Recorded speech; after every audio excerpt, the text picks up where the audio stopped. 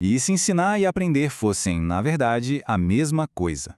Pois é, essa é a ideia super interessante do livro Desafios de Ensinar e Aprender, de Benigno Nunes Novo. A obra convida a gente a olhar para a educação de um jeito diferente, não como uma via de mão única, sabe? Mas sim como um ciclo poderoso onde uma coisa alimenta a outra o tempo todo.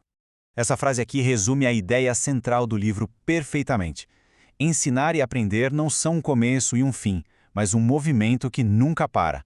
É um alimentando o outro. Quanto mais conhecimento a gente adquire, mais a gente tem para compartilhar. E o mais legal é que, nesse ato de compartilhar, de ensinar, o nosso próprio entendimento fica mais profundo. Ou seja, a gente aprende ainda mais. Para deixar essa conexão bem clara, o autor usa uma metáfora muito boa. A educação é como uma moeda. Pensa só, ela tem duas faces, né? Cara e coroa. São diferentes, mas são inseparáveis, fazem parte da mesma coisa, do mesmo valor. E essa citação vai direto ao ponto. A ideia é que um simplesmente não existe sem o outro. Tentar separar o ensino da aprendizagem seria a mesma coisa que tentar separar os dois lados de uma moeda. Não dá. Por definição, eles são parte de uma única coisa, a educação. E essa imagem aqui ajuda a gente a visualizar bem isso. O verso e o reverso parecem coisas opostas, mas a verdade é que estão ligados para sempre. Um dá valor e significado para o outro, formando juntos a medalha completa da educação. Tá, mas por onde esse ciclo todo começa? Segundo o autor, o ponto de partida é o ato de aprender. É ele que funciona como combustível inicial, sabe? É o que bota todo esse movimento para funcionar.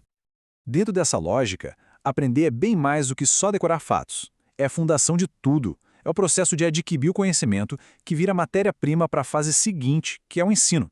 Resumindo, sem aprendizado, o ciclo nem tem como começar. E aí, com o conhecimento já adquirido, o ciclo ganha força e segue em frente naturalmente. O aprendizado leva a gente a querer compartilhar, a querer ensinar, e é assim que o movimento continua. Isso aqui ilustra o que o autor chama de ciclo virtuoso. Começa com o aprender, que leva ao acúmulo de conhecimento. Esse conhecimento, então, é compartilhado quando a gente ensina, e é aqui que a mágica acontece. O ato de ensinar, de ter que organizar as ideias para explicar para outra pessoa, força a gente a um aprendizado ainda mais profundo. O ciclo não só recomeça, ele evolui, vai para um outro nível. Mas quem são as pessoas que fazem essa engrenagem toda girar? Vamos dar uma olhada agora nos papéis que são fundamentais para impulsionar esse ciclo. Aqui estão os dois protagonistas. De um lado, o estudante, que dá o pontapé inicial, que vai atrás do conhecimento. Do outro, o professor, que não é só quem ensina, mas quem facilita, quem guia e compartilha para dar direção e ritmo para o ciclo.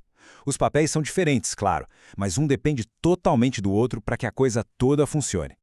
E para esse ciclo funcionar direitinho, o livro destaca algumas competências que são essenciais. É preciso dar valor tanto ao aprender quanto ao ensinar. E o mais importante, dominar a arte de saber ensinar. Porque, como a obra sugere, não adianta só saber o conteúdo. É preciso saber como compartilhar esse conhecimento. E com toda essa base bem construída, o livro nos lança um último desafio: olhar para o futuro. Se esse ciclo é tão dinâmico, como será que ele vai evoluir no mundo em que a gente vive hoje? O livro aponta para uma evolução bem clara. A gente sai daquele modelo tradicional, de um professor falando para muitos, e vai para o modelo em rede. O professor do futuro deixa de ser aquela figura central para virar um catalisador, sabe? Alguém que conecta ideias, conecta pessoas e acelera o ciclo de aprendizado de todo mundo. E isso tudo acaba nos deixando com uma pergunta fundamental. Se esse ciclo de ensino e aprendizado está sempre se transformando, como é que vai ser a educação do amanhã? E, talvez mais importante, qual vai ser o papel de cada um de nós nesse movimento que nunca para? Fica aí a reflexão.